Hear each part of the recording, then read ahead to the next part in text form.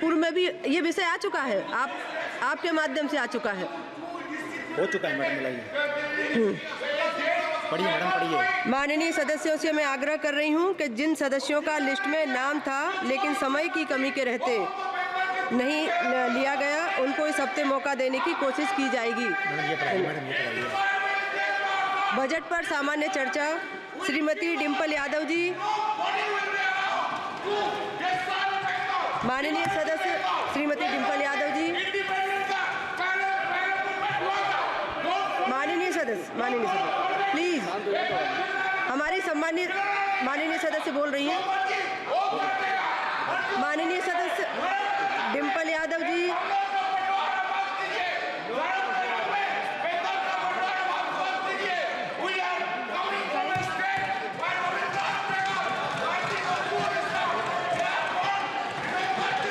माननीय सदस्य श्रीमती डिम्पल यादव जी।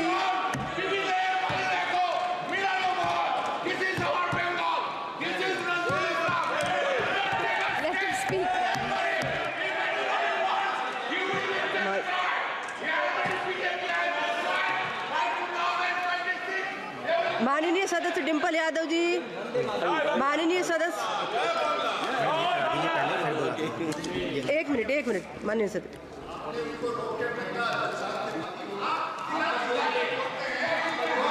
नियम 377 के अधीन मामलों को सभा पटल पर रखने हेतु माननीय सदस्यगण, नियम 377 के अधीन मामलों को सभा पटल पर रखा जाएगा। जिन सदस्यों को नियम 377 के अधीन मामलों को आज उठाने की अनुमति दी गई है और जो उन्हें सभा पटल पर रखने के इच्छुक हैं, वे 20 मिनट के भीतर मामले को व्यक्तिगत रूप से सभा पटल पर भेज दें। केवल उन्हीं मामलों को सभा पटल पर रखा माना जाएगा जिनके लिए मामले का पाठ निर्धारित समय के भीतर सभा पटल पर प्राप्त हो गया हो, शेष व्यक्तित्व माना जाएगा। माननीय डिम्पल यादव जी। सभापति महोदय, आपने मुझे बजट में बोलने का मौका दिया, मैं आपको धन्यवाद देना चाहती हूँ।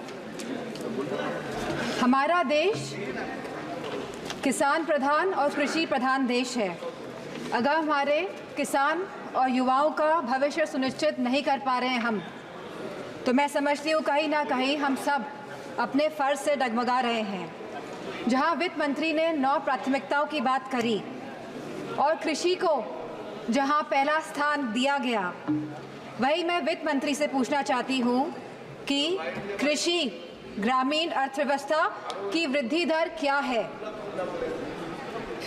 जहाँ यह कहा गया था कि 2024 तक आप किसान की आय दुगनी कर देंगे, 22 तक किसान की आय दुगनी कर देंगे, और जहाँ एमएसपी का वादा किया गया था, तो मैं पूछना चाहूँगी कृषि मंत्री से कि आज एग्रीकल्चरल इंफ्रास्ट्रक्चर में कितना बजट या सरकार द्वारा दिया जा रहा है। यूपी को इस बजट के तहत क्या मिला है। क्या एक भी मंडी पिछले 10 सालों में उत्तर प्रदेश में बनी है, और अगर किसान की ज़रूरतमंद जैसी चीज़ों पर क्या यह सरकार ने कोई भी जीएसटी माफ़ करी है, या खाद में सब्सिडी देने में यह सरकार कायम रह पाई है। और जहां खुद प्रधानमंत्री आए थे उत्तर प्रदेश में विधानसभा चुनाव में, और उन्होंने वादा किया था उत्तर प्रदेश की जनता को, उत्तर प्रदेश के लोगों को, कि वो आवारा मवेशियों की समस्या से किसानों को हल दिलाएंगे, निजात दिलाएंगे। तो क्या इस आवारा पशुओं की जो समस्या है, जिसकी वजह से आज हमारा देश चौकीदार बन गया है, रात भर सो नहीं पा रहा है, तो क्या कोई प्रावधान बजट में रखा गया है इस समस्या को लेके? इसी के साथ जहाँ किसान आंदोलन में लगभग 700 किसानों ने अपनी जान गंवाई, जहाँ उत्तर प्रदेश में भी लखीमपुर खीरी में जहाँ किसानों को रौंदा गया मंत्री जी के बेटों द्वारा, हम पूछना चाहते हैं इस सरकार से कि जहाँ जो 2014 से 22 तक लगभग 1 लाख किसानों ने आत्महत्या की है, तो हम वित्त मंत्री से पूछना चाहते हैं कि प्रधानमंत्री फसल बीमा योजना के तहत कुल किसान लाभ कितना मिला है, और कहीं इसमें गिरावट आई है तो कितनी गिरावट आई है। यह सरकार लगातार एक दशक से किसानों की अवहेलना कर रही है। गांव की अर्थव्यवस्था पूरी तरह चरमरा गई है और इसकी एक बड़ी वजह महंगाई है। और जहां मनरेगा में इस सरकार ने 89,000 करोड़ का बजट दिया है, तो हमारी मांग है कि कम से कम 100 दिन की वेजेस मनरेगा के तहत लोगों को सुनिश्चित करी जाए और लगभग 20% मनरेगा का बजट बढ़ाया जाए। इसी के साथ शिक्षा बजट में भी लगातार हमारा घट रहा है, जहां यह केवल आज 2.5% है of the total budget spending allocation, और जहां यूनेस्को ने ये बेंचमार्क दिया है कि लगभग यह 4 से 6% तक होना चाहिए, वही यूजीसी के फंड्स लगातार घटाए जा रहे हैं और इसको लगभग इस बार 7 से 61% घटा दिया गया है। जहां हम बात करते हैं सस्ती और अच्छी शिक्षा की, वहीं यह सरकार लगातार शिक्षा बजट में बजट जो कम कर रही है, तो मैं समझती हूँ इनकी नीयत कहीं साफ नहीं है, मंशा कहीं सही नहीं है हमारे देश के युवाओं के और स्टूडेंट्स के प्रति। वहीं आज हमारे देश का युवा निराश है, जहां निराशा संभव को भी असंभव बना देती है। तो मैं समझती हूँ जो वादे किए गए थे, जो रोजगार को लेके, सरकार पूरी तरह इसमें विफल रही है और लगातार बेरोजगारी दर बढ़ रहा है। जहां आज ये बेरोजगारी दर 9.2% है और जहां महिलाओं का बेरोजगारी दर 18.5% है।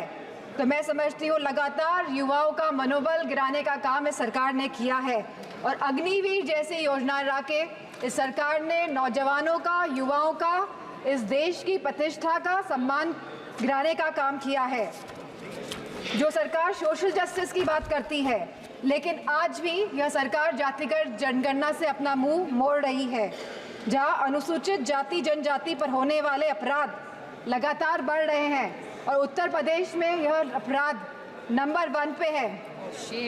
और साथ ही महिलाओं के साथ जघन्य अपराध लगातार बढ़ रहे हैं। उत्तर प्रदेश आज इसमें भी टॉप लिस्ट पर है।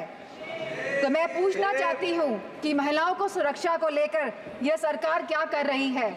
और जहां उत्तर प्रदेश में समाजवादी पार्टी की सरकार ने 1090 जैसी सेवाएं चलाकर हमने अपनी माताओं, बहनों, बेटियों को सम्मान दिलाने का, उनका हक दिलाने का काम किया था, तो इस बजट में क्या प्रावधान रखा गया है महिलाओं की सुरक्षा को लेकर।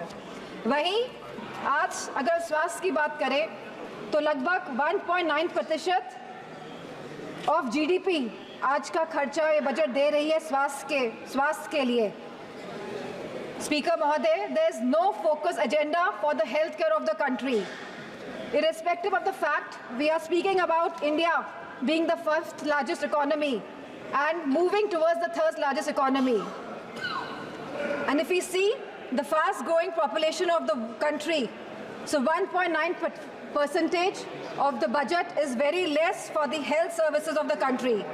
Sir, decision to exempt 3 cancer drugs is a welcome move by the finance minister, but it is a very small step in the right direction. Sir, ma'am, हमारे उत्तर प्रदेश में लखनऊ में एक कैंसर इंस्टीट्यूट जिसमें लगभग 1000 करोड़ रुपए लगे हैं वो तैयार है, लेकिन ना केंद्र की सरकार ना स्टेट की सरकार ये सुनिश्चित कर रही है कि सुचारू रूप से वो कैंसर इंस्टीट्यूट चल सके, क्योंकि कैंसर के केसेस लगातार देश में बढ़ रहे हैं। और मेरा मानना है कि अगर ये कैंसर इंस्टीट्यूट सही ढंग से सरकार चला लेती है तो सस्ता इलाज हम अपने देशवासियों को दे पाएंगे। Very good suggestion.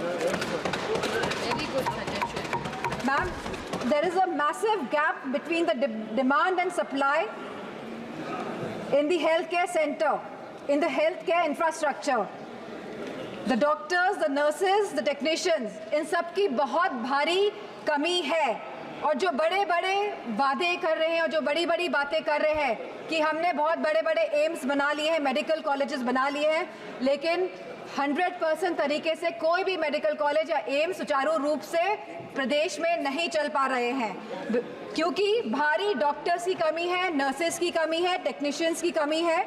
इसी के साथ जो टीचिंग फैकल्टी में भी भारी टीचर्स की कमी है। सर, जो सरकार कुपोषण के बारे में बात कर रही थी, जो भारत को अनीमिया मुक्त बनाने के बारे में बात कर रही थी, तो मैं उनसे कहना चाहूँगी कि आप सभी अपने वादों में विफल हुए हैं। आपने जो वादे करे थे लोगों को, आपने सारे वादे जनता के साथ वो वादों को तोड़ने का काम किया है। सर, जहां आप जीडीपी की बात करते हैं, जहां आप थर्ड इकोनॉमी की बात करते हैं कि हमारा देश तीसरी बड़ी इकोनॉमी बनने जा रहा है, लेकिन वही हमें बात करनी है पर कैपिटा इनकम की, स्टैंडर्ड ऑफ लिविंग की बात करनी है, हमको महंगाई बांधने की बात करनी है, हमको इलाज मुफ्त और सस्ता दिलाने की बात करनी है। और जो कैपिटल एक्सपेंडिचर की आप बात कर रहे हैं, तो मैं समझती हूँ उसमें भी समय सीमा तय होनी चाहिए कि इंफ्रास्ट्रक्चर के जो भी प्रोजेक्ट्स बन रहे हैं उनकी समय सीमा निर्धारित हो, क्योंकि यह टैक्स का मनी है, ये जनता का पैसा है। धन्यवाद माननीय सदस्य। Ma'am 2 minutes I will take ma'am. यह जनता का पैसा है और इसे सही ढंग से इस्तेमाल करने के लिए हम सब प्रतिबद्ध हैं।